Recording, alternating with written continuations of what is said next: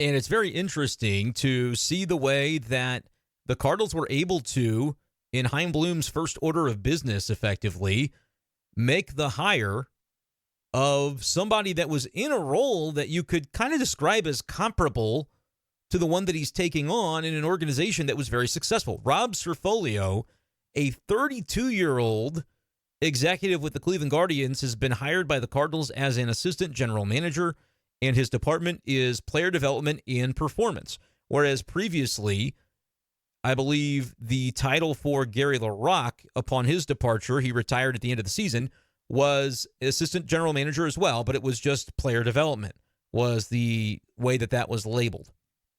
Player development and performance is the role for Rob Surfolio, the 32-year-old exec who has spent the last 10 years or so with the Cleveland Guardians working his way up. I'll read the resume here from the Cardinals press release. He was a baseball operations and player development intern back in 2015, an amateur scouting assistant from 16 to 18, assistant player development in 18-19, assistant director for player development in 19 through 21, and then the director of player development 22 through 24. Now, different organizations have different labels for things.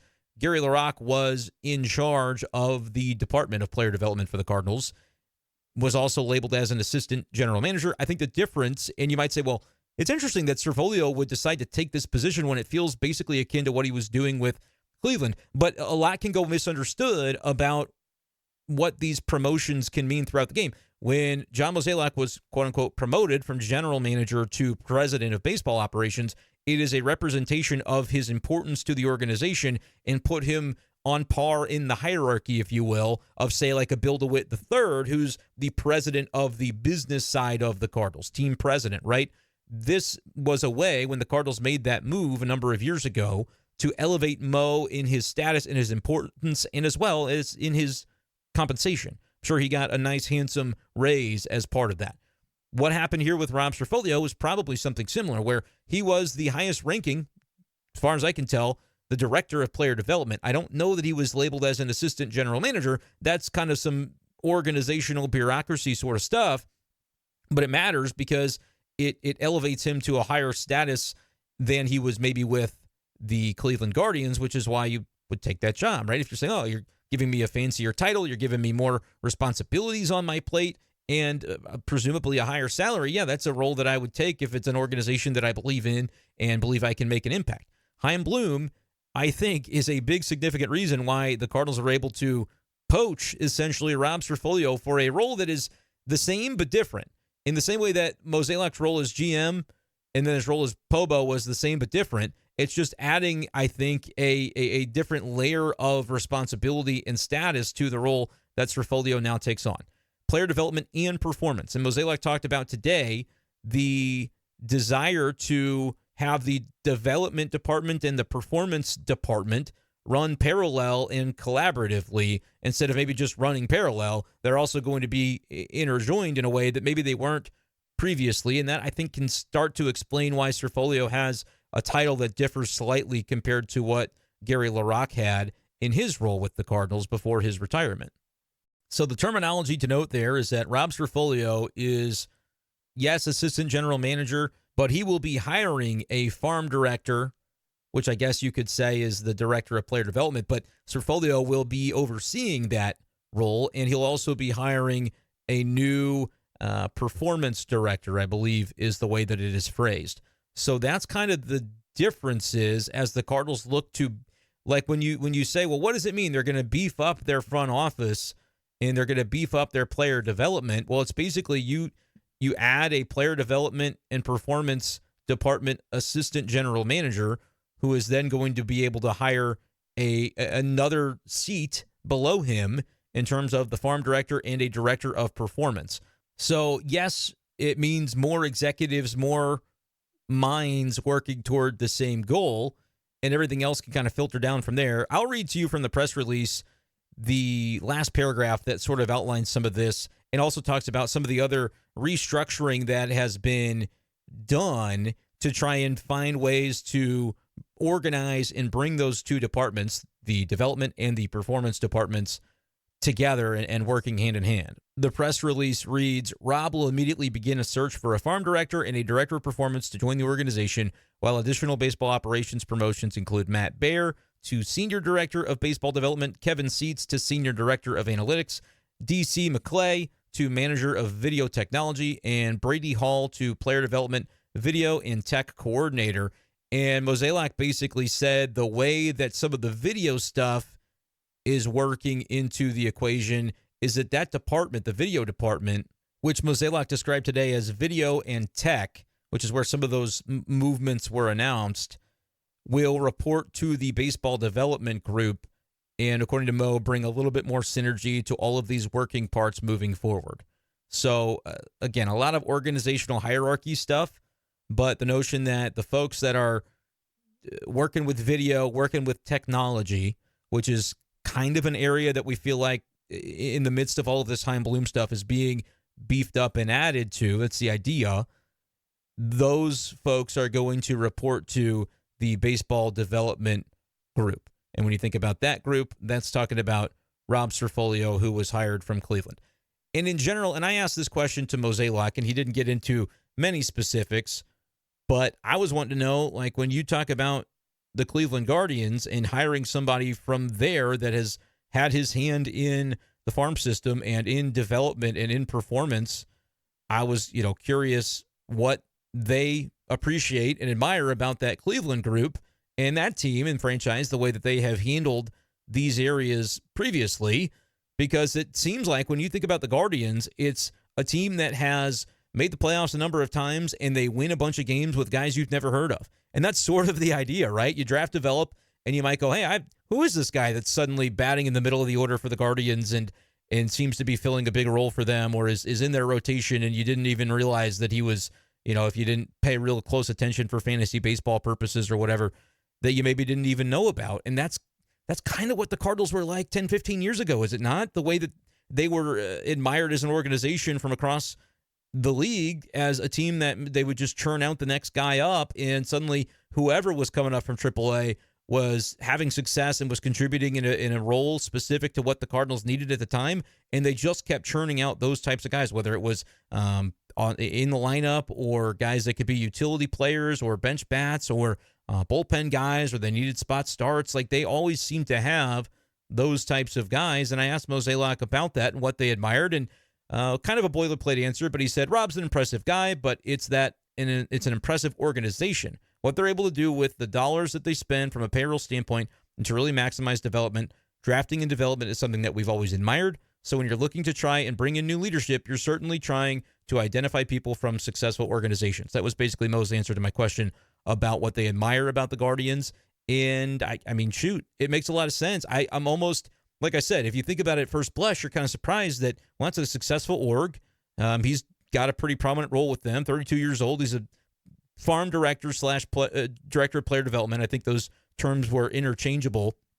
But now with the Cardinals, it's going to be different. He's going to hire his own farm director, and he is at the assistant general manager level, which is something that Surfolio was not yet. It's a bump up in status for him and in responsibility. And again, I imagine he's making more money than he did with Cleveland. And so to be able to, have Heim Bloom be able to attract a guy like that who was prominent in helping the development and guiding that along for the Guardians, it was instrumental and has climbed the ladder over the course of a decade, going from an intern in 2015 all the way up to a farm director level, to find and identify that guy and then get him to agree to come have a role with the Cardinals, a prominent role with the Cardinals, albeit it is a promotion in terms of the way that you think about it as an assistant general manager. That's, again, may just be a title thing in terms of the way that a lot of Cardinals fans think about it, but it matters in the industry, and a lot of teams have it organized as such, and the Cardinals are certainly one of them. And so Mozeliak describes that he was a farm director and is somebody now with an opportunity to be an AGM, assistant general manager,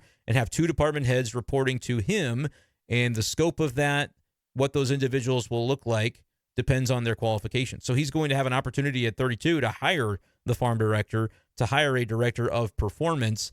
And so, there's a move that happens and seems to put the Cardinals on a trajectory that's different than what it was. Like, you think about Gary LaRocque, who had a long, distinguished tenure with the Cardinals, gosh, I'm blanking on the year that he joined the organization, but it was 10, 12 years. He joined the Cardinals in 2008, so longer than I thought. 16 years as a senior special assistant to the GM, was named senior advisor to player development prior to the 2013 season. So was in a significant role as the director of player development, which came into play in 2014. So he was with the org for quite a while, and then it's been about 10 years that he was overseeing all aspects of player development. He was the highest-ranking player development name.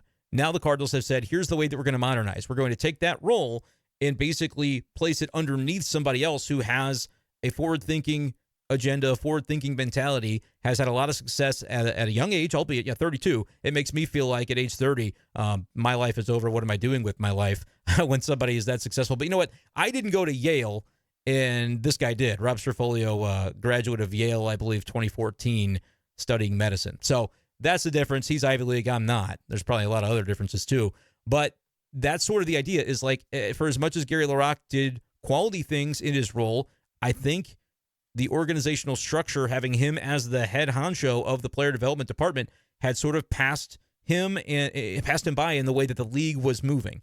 So the Cardinals are embracing that new direction. Chaim Bloom was the first example of it. And then to be able to get somebody on board underneath Chaim Bloom that is going to basically be on this, significant level of the organizational hierarchy, that's an example of how they're beefing up player development. It's personnel on that side. It's the minds that will be working. Gary LaRocque was a director of player development. This 32-year-old is essentially elevating to a role that the Cardinals with LaRocque here had not even created necessarily. Again, assistant GM is still that title, I think, was one that followed Gary LaRocque at the tail end of his tenure. He had the AGM title, but there are additional responsibilities, and there's another layer to the executive ladder within this department that is being added. And Rob Surfolio at 32 gets the opportunity to head that up, and that would be something attractive. And so if you're wondering, well, how did the Cardinals manage to poach this guy away? I think they made him a compelling offer, and I think the vision that Chaim Bloom has for the organization is one that was found attractive, certainly if you are Rob Surfolio. So very interesting. I think it ends up being a slam dunk. I think it's a very interesting hire and a interesting approach to the way the Cardinals are doing it, because they could have said, oh, we've replaced our director of player development. It's this guy, and we're also going to hire a performance director. But they said, we're going to have there be a guy at the head of both of these departments that will be reporting to Rob Surfolio, so that we can have these things intertwined, and the video and tech department all fall underneath that as well.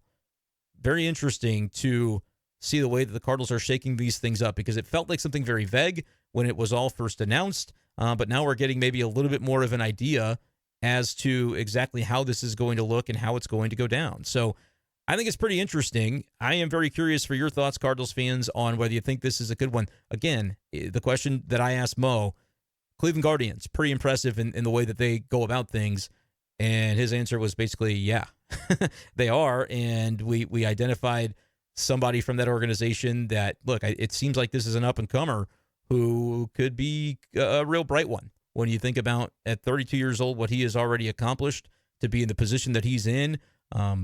Mo said, it was asked about, is that younger slant something that you guys are looking to incorporate even more? And Mo basically said, well, not necessarily specifically that, but this is my last year, and after that, the way that it could look is not really up to me, is not really my jurisdiction. But I think Mo, it sounds like, is on board with, obviously, the direction and being able to pass the baton in a way that I ultimately think is pretty effective, and hopefully something that's able to really leave a mark with his legacy, so he can say, hey, look, we did it right in my final year, to be able to set things up for the future in a way that modernizes the approach. Whether that means success in 2025, I think we're talking about two different tracks.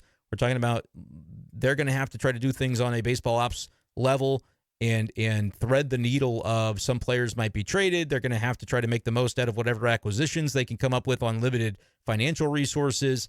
That's going to be one thing. But the long-term health and function of the organization, I think, is definitely improving and heading in a really quality direction with some of the announcements of the hirings being made on an executive and front office level.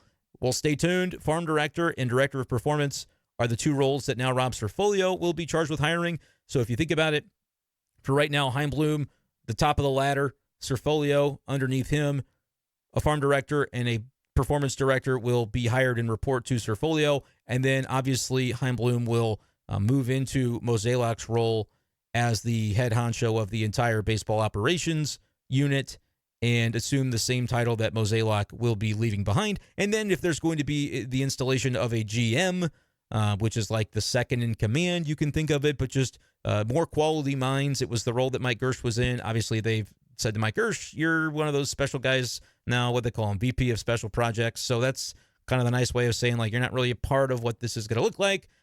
Probably when Heim takes over, could I see Gersh maybe not being in the organization at all after his contract runs? I don't know exactly when that runs through.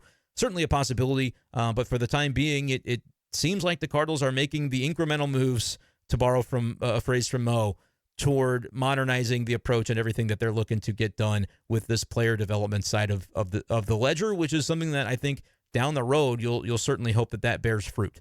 That's the area that the Cardinals, one of the areas that the Cardinals I think had fallen behind in, and to their credit, I think they're making moves that make sense toward getting back on the right track. Cardinals fans, let me know if you agree with that. And again, this will split into two separate YouTube videos, so if you're listening to this and it was about 20 minutes long or so, and you're going, why wasn't it 45 minutes long? The other half of it is in a different video that was posted just a little bit before, so scroll back on your feed. If you're on Spotify, you got to hear the whole thing in one place. That's the way that this one went down. We'll continue to try to make the channel better and more effective for your Cardinals content consumption. I do hope you subscribe. I do hope you check out the channel membership to help support the channel, as well as the free Discord if you're interested in that. Thank you guys so much for your support. We will talk to you next time on B-Schaeff Daily. Peace.